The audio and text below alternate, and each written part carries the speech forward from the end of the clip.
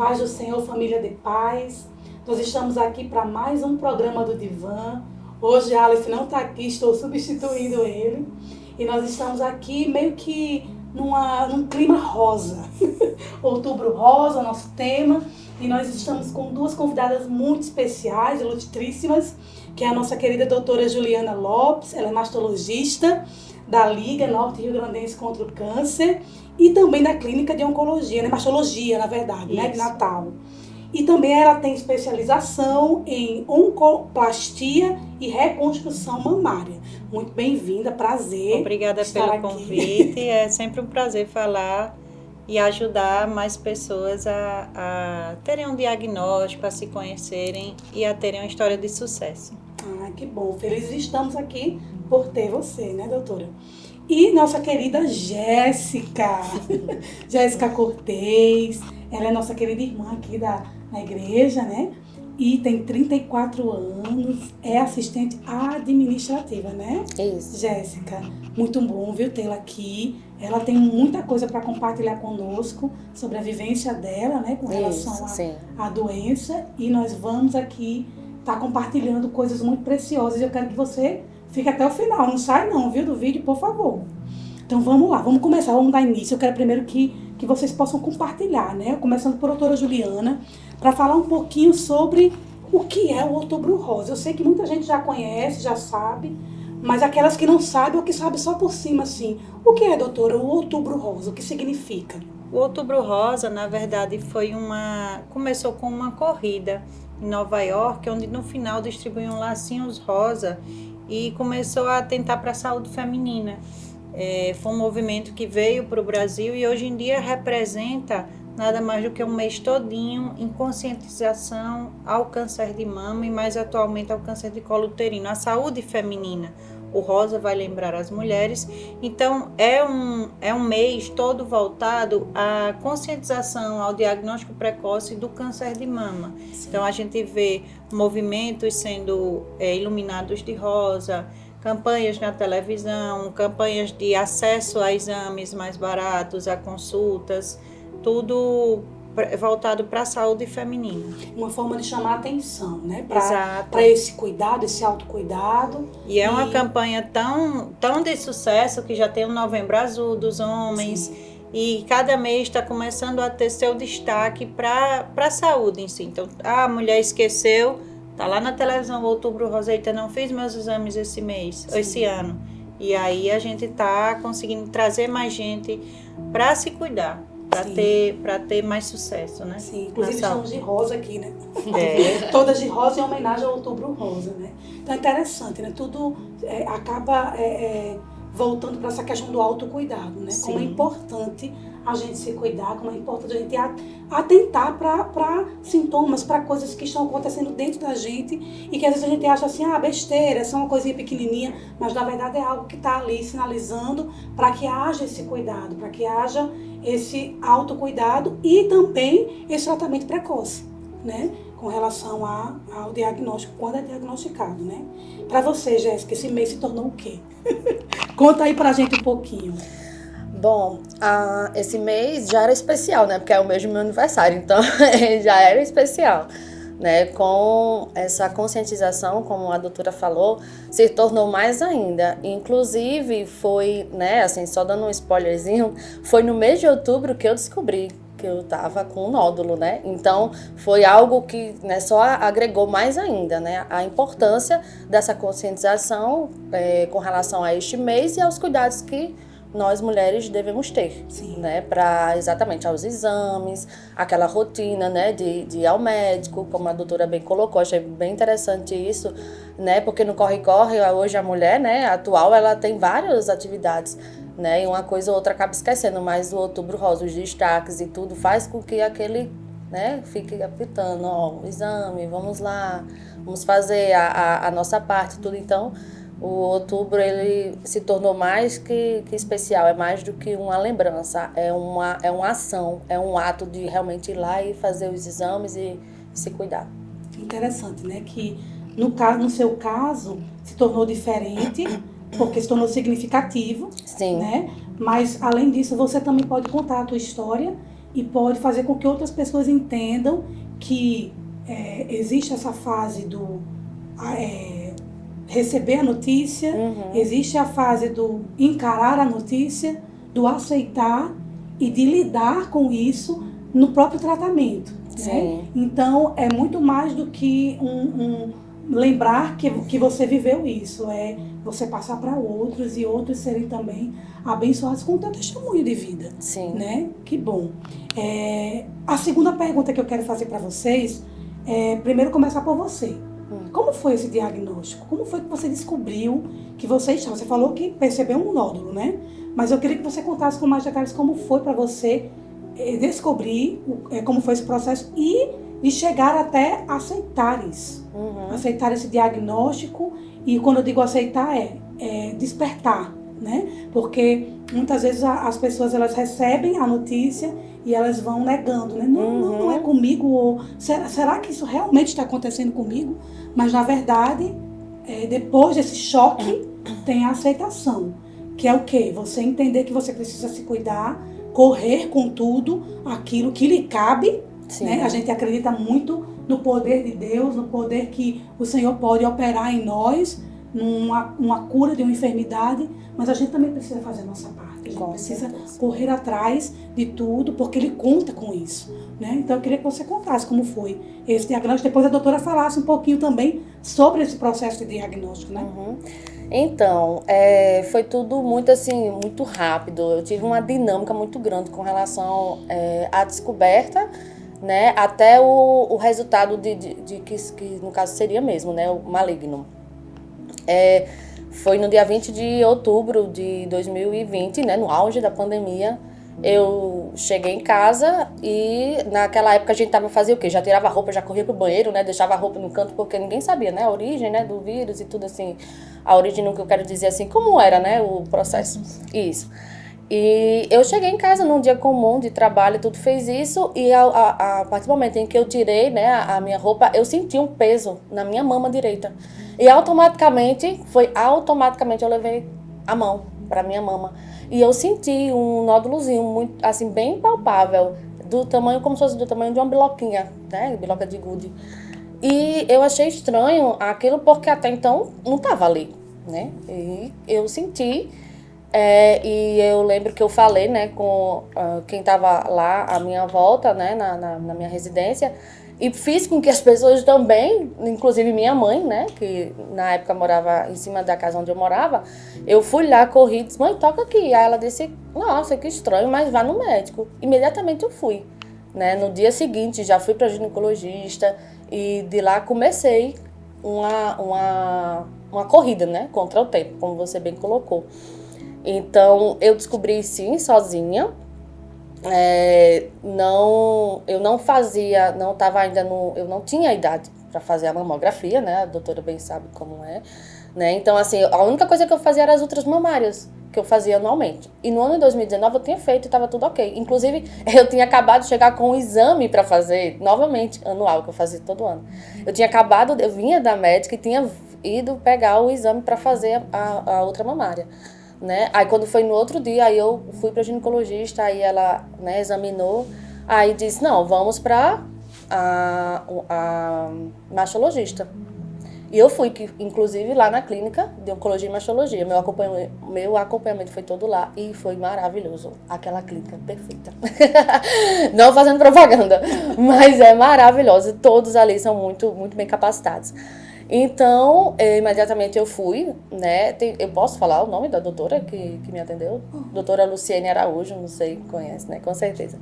Ela que me atendeu, então, assim, a doutora Maria Luísa, que foi a que fez a ultra, né, mamária, ela disse assim, Jéssica, aparentemente parece ser um nódulo normal, que às vezes as mulheres têm, né, um nódulozinho né, normal. Mas eu vou botar aqui um negocinho a mais só pra deixar uma interrogação. E vamos ver o que vai dar. Aí, quando a minha mastologista viu, aí ela disse, não, Jéssica, vamos pra punção, né? Que é tirar um liquidozinho pra ir pra biópsia, e foi. Só que, aí é onde entra a questão da aceitação, Patrícia. No dia que eu tava em casa, que aconteceu meu primeiro contato com esse nódulo, assim que eu senti o Espírito Santo de Deus me fez entender que eu iria passar por todo o processo. E que aquele nódulo não era simplesmente um nódulo, mas era um carcinoma, né? Era realmente um câncer, era maligno. E a partir dali, meu posicionamento já foi diferente com relação àquilo. Uma coisa que você falou que é extremamente importante, com relação a fazer a nossa parte. Em tudo, eu não negligenciei em nada com relação à minha parte, como pessoa, como humana, de ir atrás dos procedimentos e fazer as consultas, tudo direitinho. Mas, em contrapartida, eu entendia que eu ia precisar passar por todo o processo. Porque eu, naquele momento, no dia 20 de outubro, eu senti que era maligno, sim. E que eu iria passar por tudo. É tanto que poucas vezes eu orei, tipo, Senhor, se por algum acaso não for, né, amém, eu vou glorificar o teu nome e tudo assim. Mas poucas vezes o meu posicionamento era tipo, não é. Não vai ser. Não, meu posicionamento a partir daquele momento já era isso, exatamente, que eu já ia passar por tudo aquilo e pronto.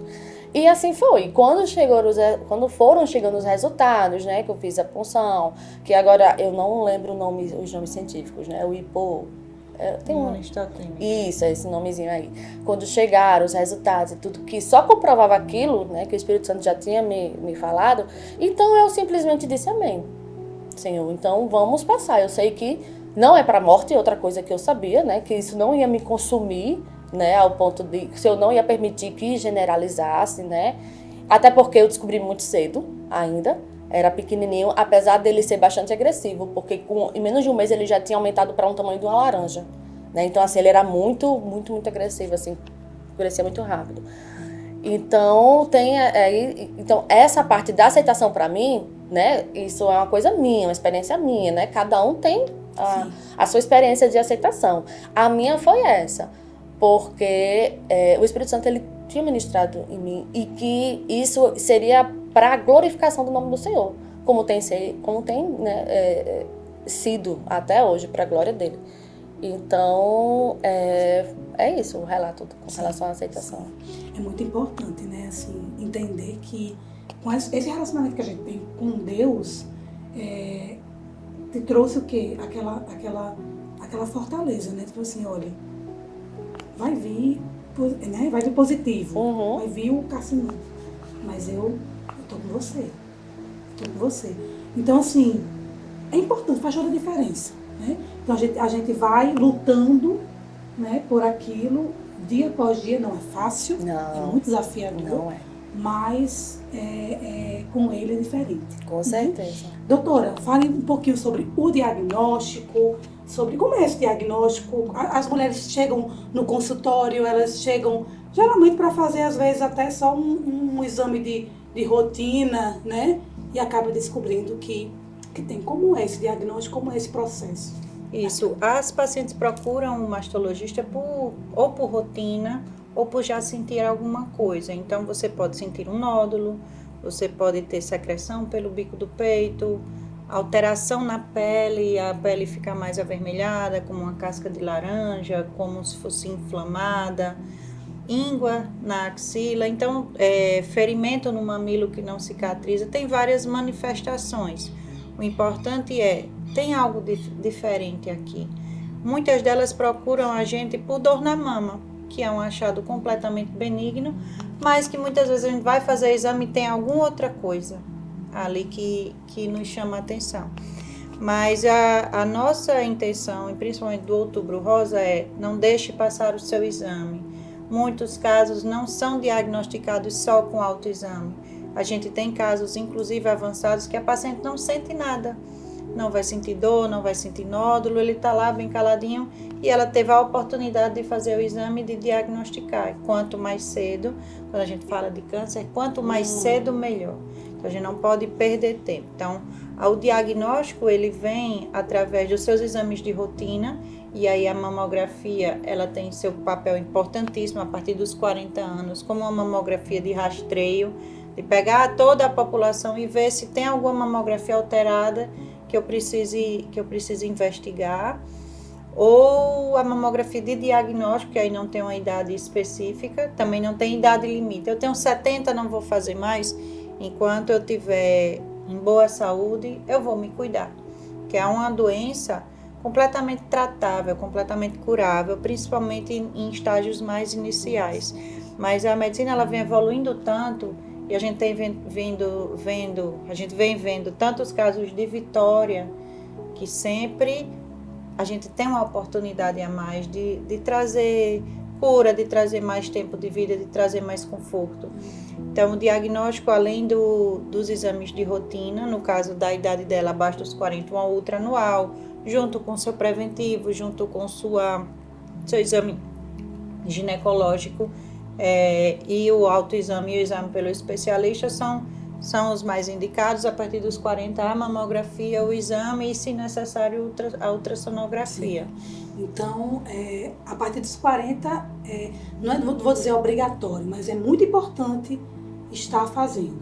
E caso antes, né, no caso você tem 32, né, 34. Você falou? 34.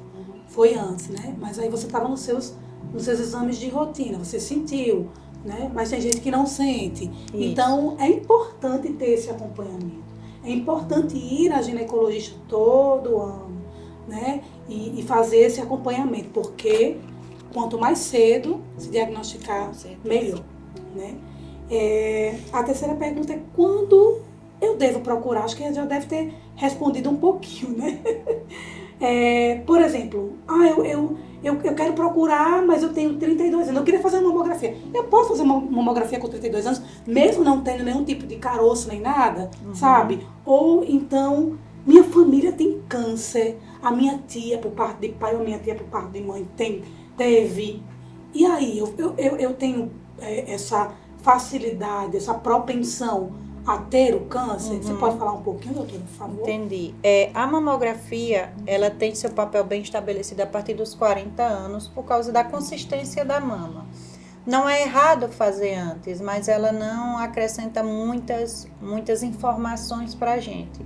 Então, abaixo dos 40 e a depender da consistência da mama, eu faria só um ultrassom. Abaixo dos 40 e com fatores de risco, que aí ficaria um tempão conversando sobre. Né? E com alguns fatores de risco, a depender do tipo da mama, a mamografia também é bem indicada. Em alguns casos a gente pede ressonância também, mas a princípio a mamografia a partir dos 40 e antes disso ultrassonografia e casos selecionados. Quanto à história familiar para o câncer de mama, mais importante são parentes de primeiro grau, mãe e irmãs. A minha avó, a minha tia-avó, parentes mais distantes, a gente tem que ver a história familiar como um todo, câncer de mama e de ovário, qual foi a idade, ela teve aos 80 anos, a gente já acha mais que foram fatores ambientais do que propriamente genéticos. Sim. Aquele Aquele câncer de mama que tem relação com a genética só acontece em 10% dos casos. Então, eu não posso dizer, ninguém tem na minha família, eu não vou ter. De jeito nenhum, você pode ser o primeiro. Minha mãe teve, ou minha tia teve, todo mundo da minha família tem câncer, mas vai ser estômago, vai ser garganta, porque fumava muito, vai ser próstata, não significa dizer que o meu risco é mais elevado para mama. Então, para mama, a gente conta história de mama e ovário na família, ou vários cânceres que me remetam a alguma síndrome específica.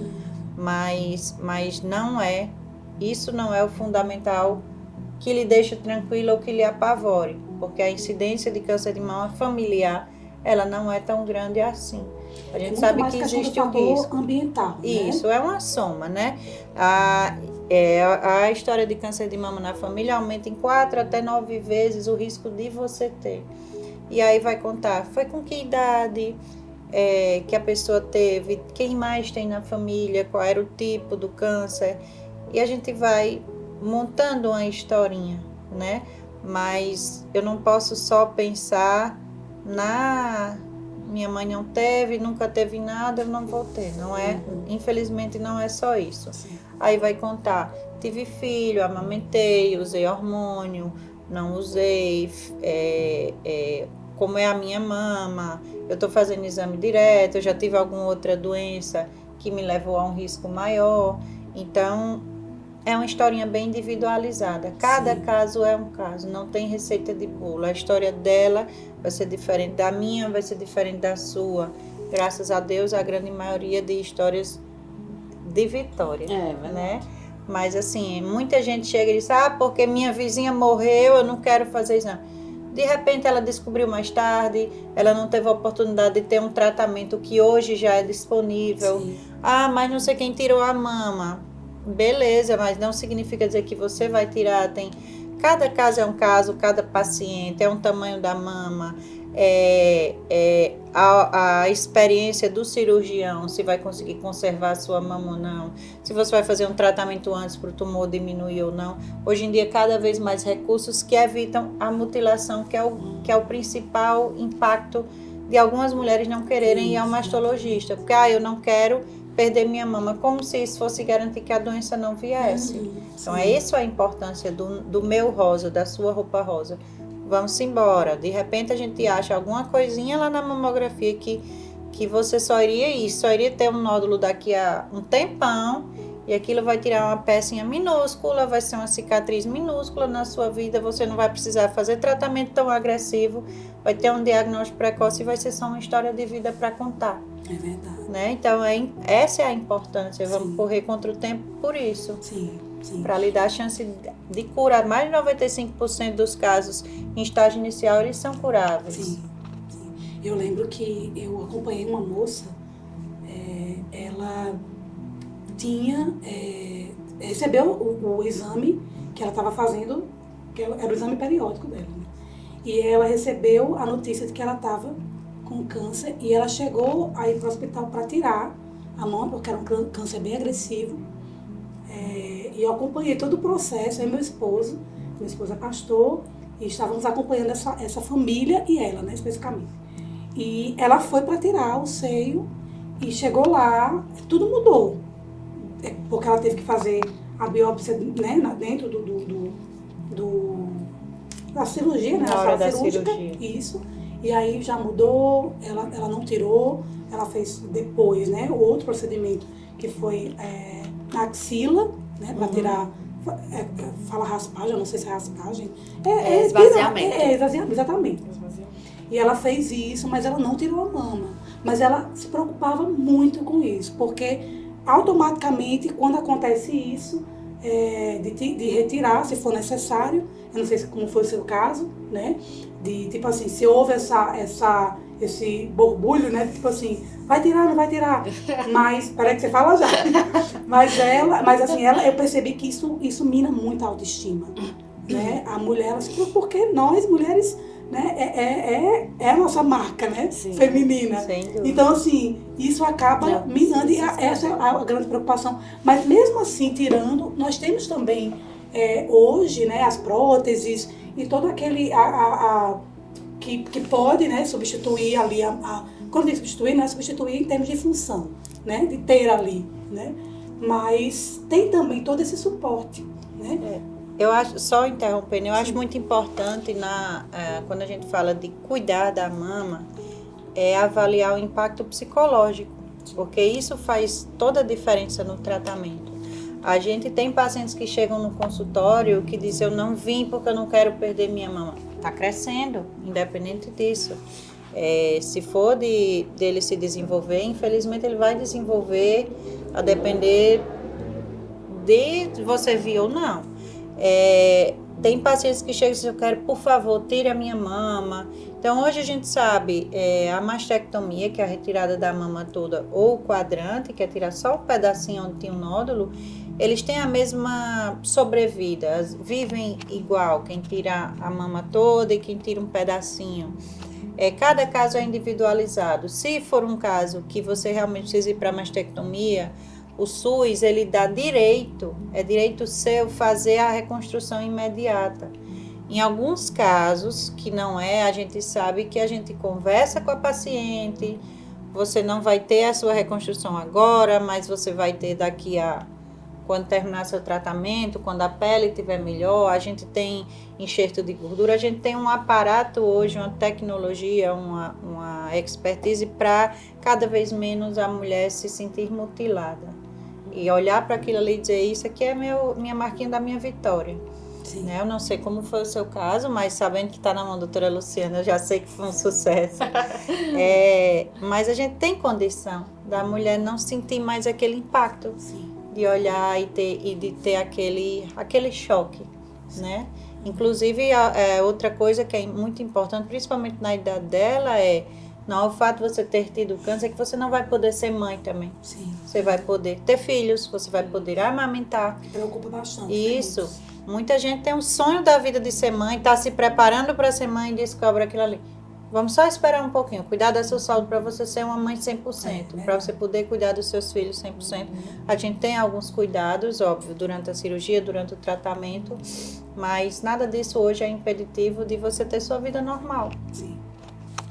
Jéssica, nesse caso, então, que a gente estava aqui falando sobre essa questão da mastectomia e como foi para você isso, se houve realmente essa possibilidade ou não, me conte um pouquinho, por favor. Certo. Só voltando um pouquinho com relação à questão que ela falou sobre a questão dos 10%, né, de ser familiar, isso foi uma coisa que eu questionei na época também a minha oncologista, né, porque a gente quem tem o diagnóstico, né, que é maligno, tem tanto a mastologista do lado quanto a oncologista, né, que cuida da parte mais oncológica. E uma coisa que eu questionei a ela foi isso, eu disse, como pode? Eu fui a única da minha família. Ninguém mais teve. Nem do lado de pai, nem do lado de mãe. Eu fui a única. Aí foi quando ela me explicou exatamente isso. Ela disse, Jéssica, isso é uma coisa assim que as pessoas acham, né, que eu só vou ter porque alguém da minha família teve. Mas não é assim. Então, assim, você faz parte dos 90% das pessoas que tem por algum motivo. Né? Que a gente também não sabe bater o martelo e dizer, não, foi por causa disso. Não, 10% é que é devido a essa questão familiar.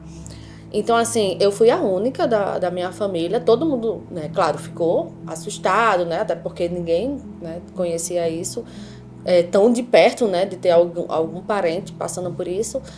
E eu achei bastante interessante falar isso, porque eu fui essas, né, 90%, né, que não tem nenhum caso na família. Nenhum caso. Né? E acabou sendo você. E abaixo dos 40, né? Porque muitas, antigamente, né, eu escutava mais. Hoje também escuto as pessoas dizendo, nossa, mas você é tão nova, como é que e logo de mama, né? Assim, geralmente quando a pessoa é mais nova é por outros motivos, né? O câncer, e não tanto de mama. Nossa, mas você é tão nova e teve de mama, geralmente são mulheres a partir dos 50, dos 56, acho que a doutora já deve ter ouvido muito isso também, né? Mas eu tô aqui, né, graças a Deus, de posse da minha vitória, para dizer que sim. Eu gostaria de dizer, não, eu fui a última, né? Eu gostaria muito de dizer, mas infelizmente não. Né? Eu nova, abaixo dos 40 anos e sem nenhum histórico familiar. Então, infelizmente, acontece, é possível, mas também é muito, muito, muito possível também, né, a vitória, né, como a doutora falou, 95% de chance de, assim que descobriu, né, já começar o tratamento e tem. E com relação a questão, a pergunta, coloca de novo, Patrícia, por favor. Sobre a mastectomia. Sim, sobre essa possibilidade. Pronto, nesse caso foi muito tranquilo também, porque eu não precisei retirar a mama, graças a Deus. Eu respondi bem às químios, né? Com 3 sessões, o nódulo já tinha praticamente desaparecido, para a glória de Deus. Então, assim, tem casos que acontece de não acontecer, né? De ele persistir e ficar lá. Mas no meu caso, tanto que toda a vida quando eu ia para a doutora Daniele Matias, que é a minha oncologista, também lá né? Eu já falei, né? Que é maravilhosa, né? Então, quando eu ia lá, aí eles usam um aparelhinho que é para medir o nódulo. E toda vida quando eu ia, antes de fazer a quimio, eu passava pela médica, aí ela me examinava e tudo e media o nódulo. Cada vez diminuía o aparelhinho, que eu não lembro agora o nome, diminuía. Isso. Aí e eu lembro muito do sorriso dela. Ela ficava mais feliz do que eu. Porque, né, assim, vocês profissionais, vocês querem isso, né? Querem que a paciente ela fique bem e tudo. E eu lembro muito, muito claramente do sorriso dela quando diminuía mais ainda, né? Então, assim, é doloroso? É. A químio é muito, ela é muito, como é que eu posso dizer? Impactante. Também, e ela machuca muito, né? A químio, não é nem o remédio, são as reações que ela causa. Mas, para a glória de Deus, né, eu estou aqui, não precisei retirar a mama. A doutora Luciene, quando ela verificou, viu, né, tudo, aí ela disse, não, Jéssica, aqui vai ser uma quadranectomia, né? Vai retirar só onde originou o nódulo, né, ali aos redores, e a gente vai avaliar a sua axila na hora da cirurgia lá. Se vai retirar o linfonodo sentinela, né, me corrija se eu estiver errada, vai retirar o linfonodo sentinela, levar para análise rapidinho, 15 minutinhos ou menos.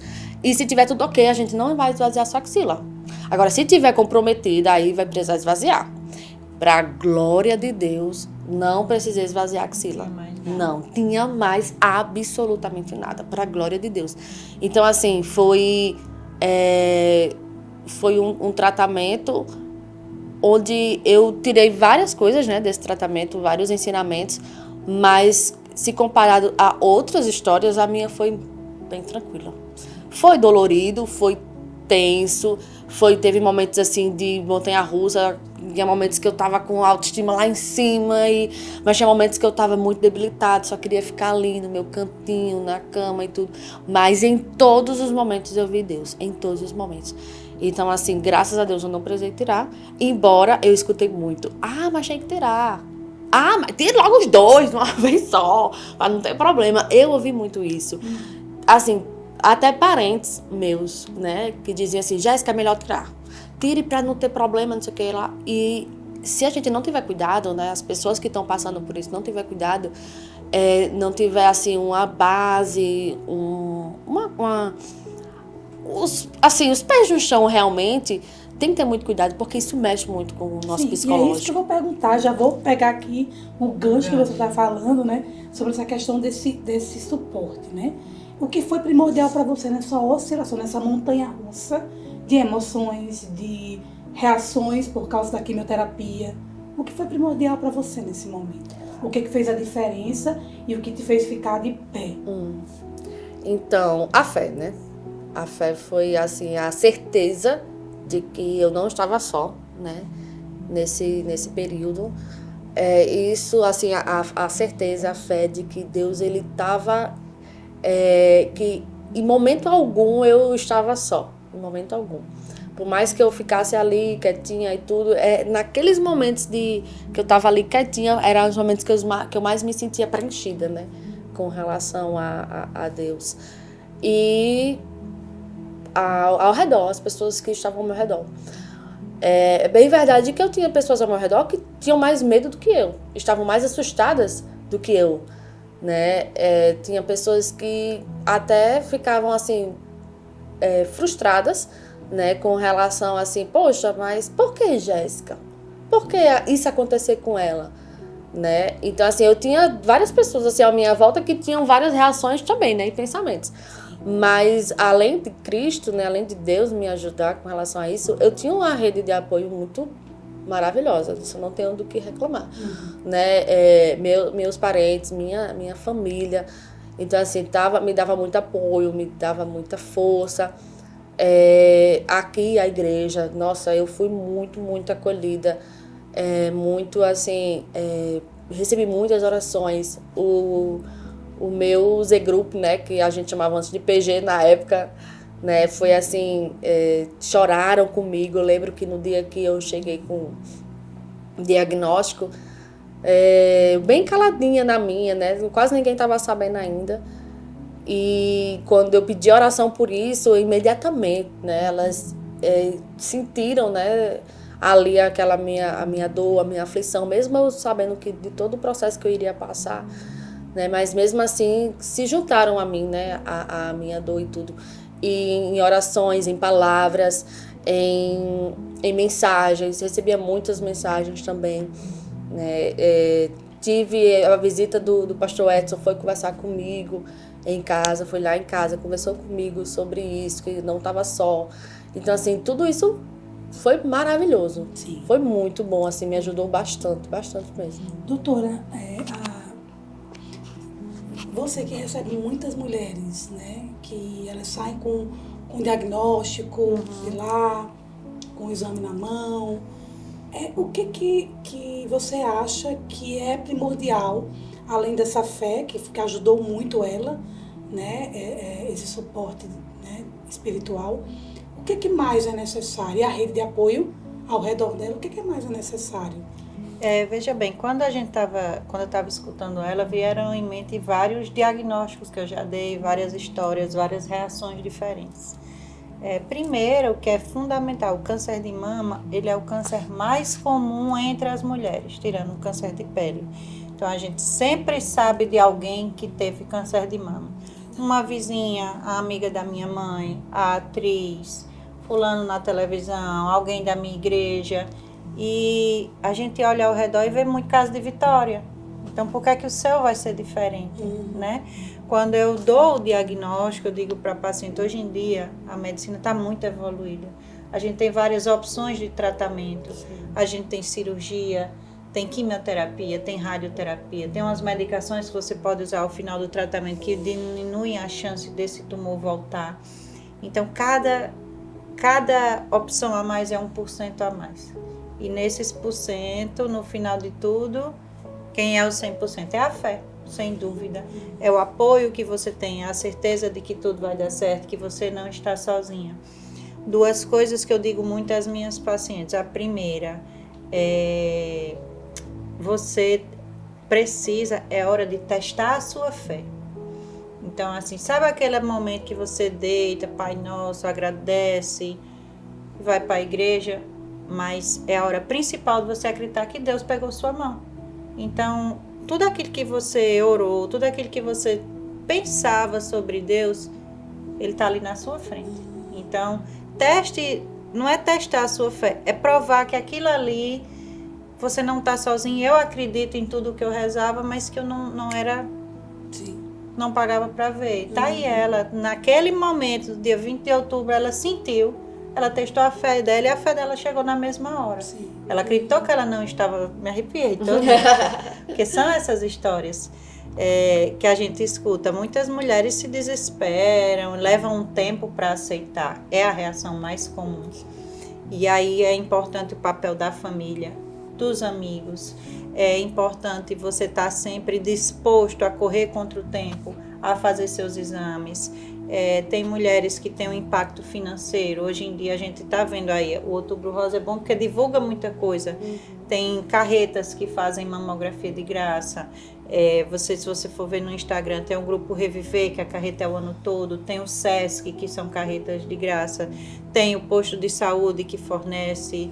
Tem sua rede de apoio que pode lhe ajudar a pagar um exame, a fazer uma cotinha, um bingo, qualquer coisa. Mas você não está sozinho o tempo todo. E além de eu dizer, é hora de testar a sua fé, outra coisa que eu digo, você não está doente. Você não tem nenhuma limitação. Você acabou de receber um diagnóstico, se você ganhar na Mega Sena e for para a Disney, você vai com o seu diagnóstico. Você não está sozinha. Você vai se tratar para você não adoecer.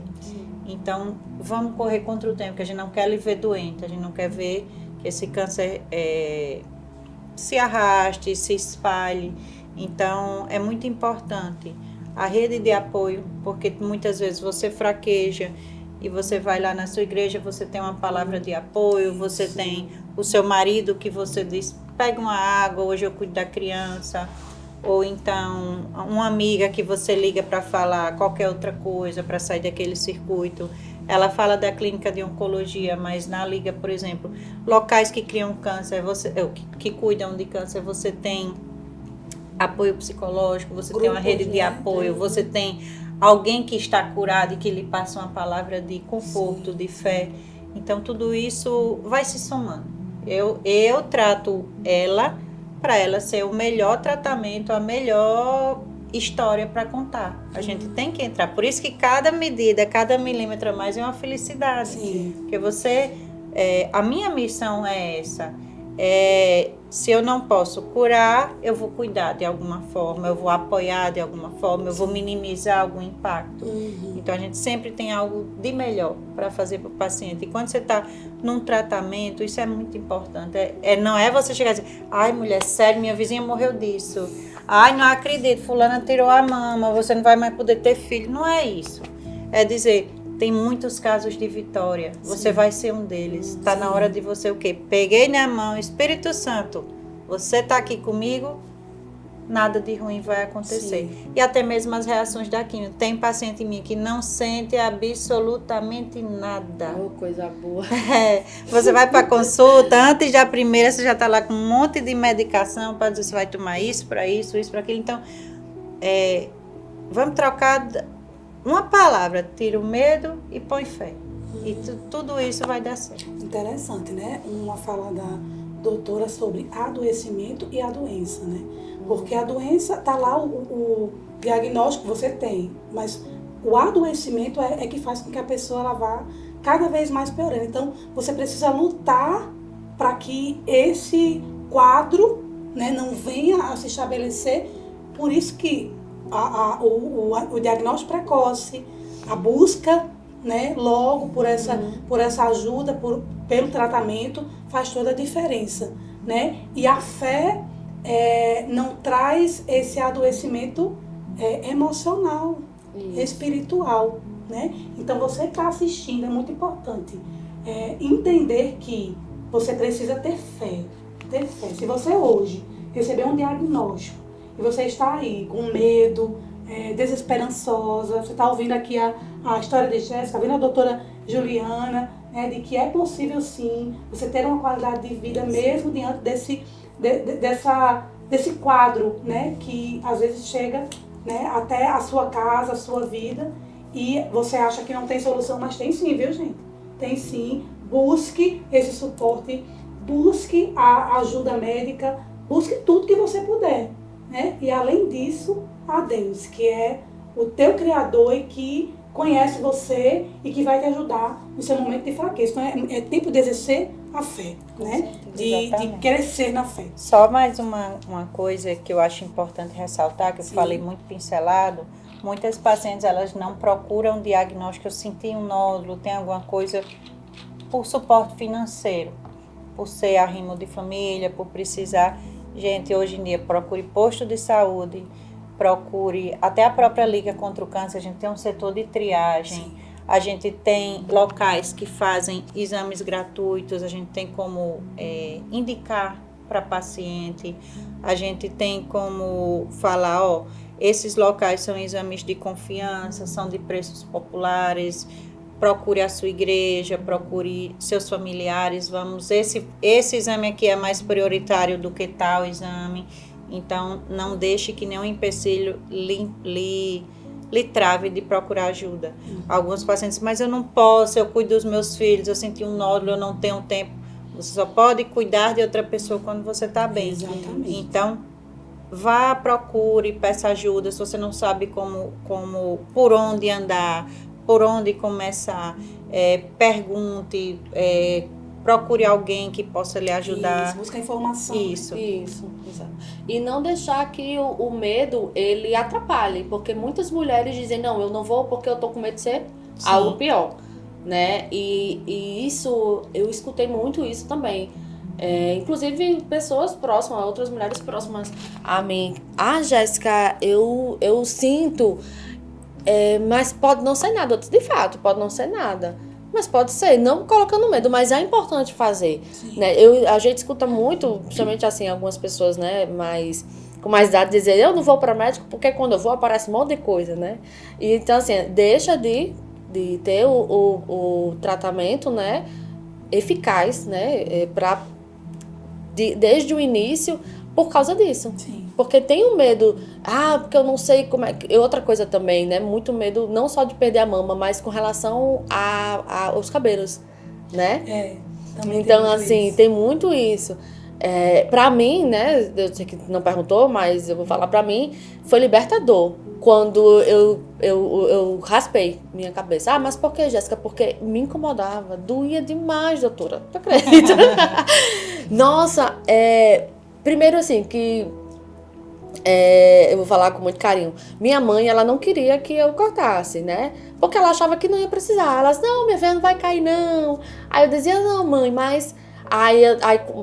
Aí eu peguei e disse, não, mãe, eu preciso, porque tá me incomodando e tá doendo demais. Então, quando realmente, de fato, caiu mesmo, assim, e eu fui lá e raspei, pra mim foi...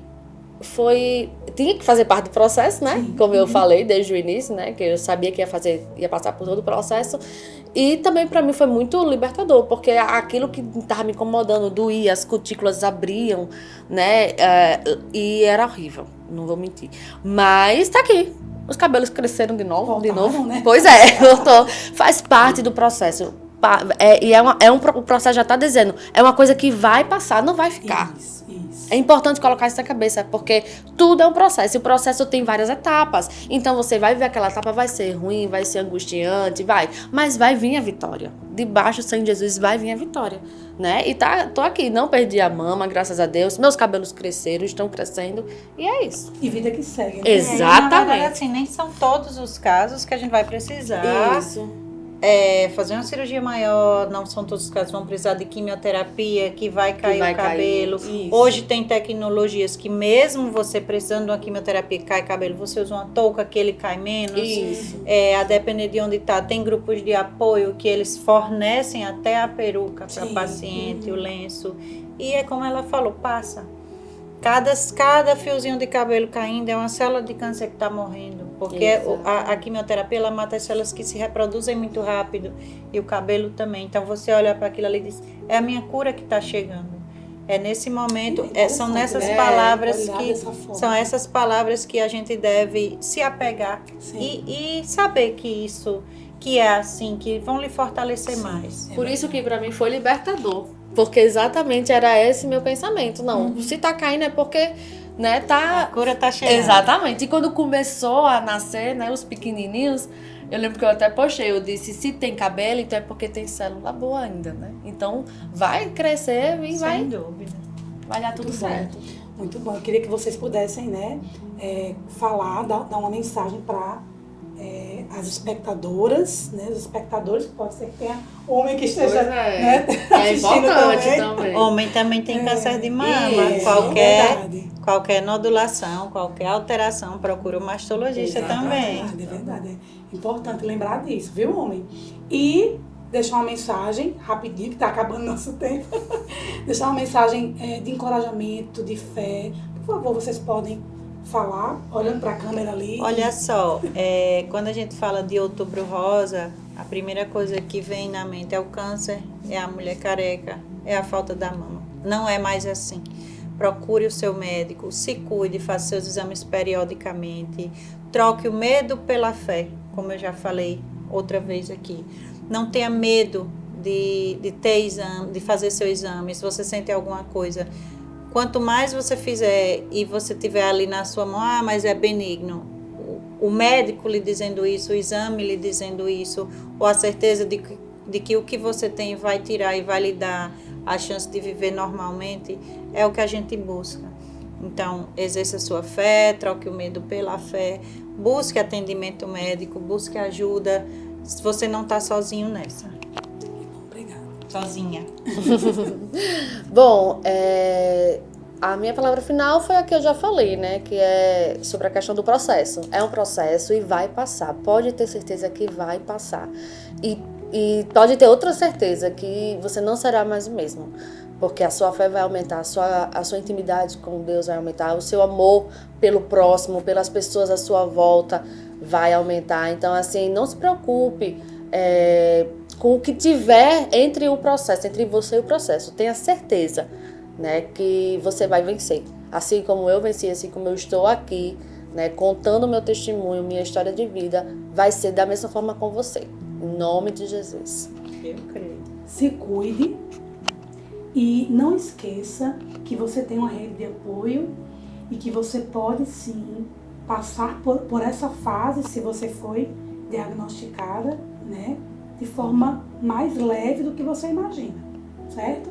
Então, não deixe de buscar ajuda e não deixe de se cuidar, de se priorizar, tá bom, mulher?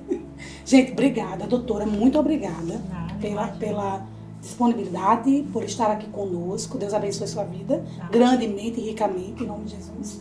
E, Jéssica, muito obrigada por compartilhar a tua vivência, por compartilhar esse tesouro, que é um tesouro que você tem, né? Sim. E eu lembro daquela passagem que fala lá em 2 Coríntios 4, né?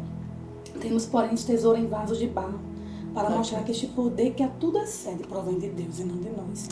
De todos os lados somos pressionados, mas jamais nos entregamos. Resumindo, né? Porque daqui que eu diga tudo. Jamais nos entregamos porque temos um Deus que olha por nós e que está cuidando de cada detalhe da nossa vida. Deus abençoe, obrigada. E Deus abençoe você que está assistindo. E se precisar de mais informações, busque, né, a equipe de saúde da igreja, a equipe de psicologia também, do Mais Paz. Busque pessoas ao seu redor que possam te ajudar em informações e como você pode fazer um exame, ou tantas coisas que a doutora falou aqui de suporte, que hoje o governo e tantos outros meios têm para te ajudar a diagnosticar se caso você está, né, aí desconfiando de algo e precisando desse suporte, tá bom? Beijo no coração, Deus te abençoe.